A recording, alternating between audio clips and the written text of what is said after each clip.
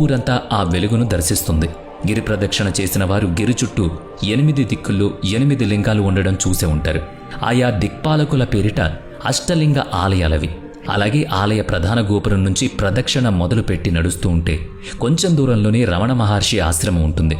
ఆధ్యాత్మిక గురువు రమణుల శిష్యులకు పూజనీయ స్థలమది. తిరువణ్ణామలై గిరికి రమణులకు ఉన్న అవినాభావ సంబంధం గురించి కొన్ని వందల దృష్టాంతాలున్నాయి.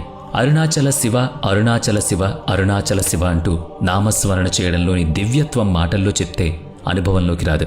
అది స్వానుభవంలోనే అవగతమవుతుందంటారు సాధకులు. సాధనమున పనులు సమకూరు ధరలోన అని చెప్పారు కదా పెద్దలు. సాధన చెయ్యమురా నరుడా, సాధ్యము కానిది లేదురా అంటారు భక్త తుకారం. కాబట్టి భారతీయ సనాతన ఆచారాలను, సాంప్రదాయాలను చదివి తెలుసుకోవడంతో పాటుగా ఆచరించి అర్థం చేసుకోవడంలోనే భారతీయ ధార్మిక విశ్వాసాల అసలు గుట్టుమట్లు తెలుస్తాయి. కార్యాకరణ తర్కంతో పాటుగా ఆచరణాత్మక విశ్వాసం కూడా మనిషికి అవసరం. అది మనస్ఫూర్తిగా పాటించిన వారికే తెలుస్తుంది.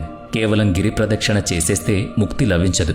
ఆ చేసే ఆచరణ త్రికరణ శుద్ధితో నెరవేర్చినప్పుడే అసలైన సిద్ధి కలుగుతుంది. మన ప్రయాణ మార్గంలో పరిశుభ్రత పాటిస్తుంటేనే పవిత్రత కలుగుతుంది.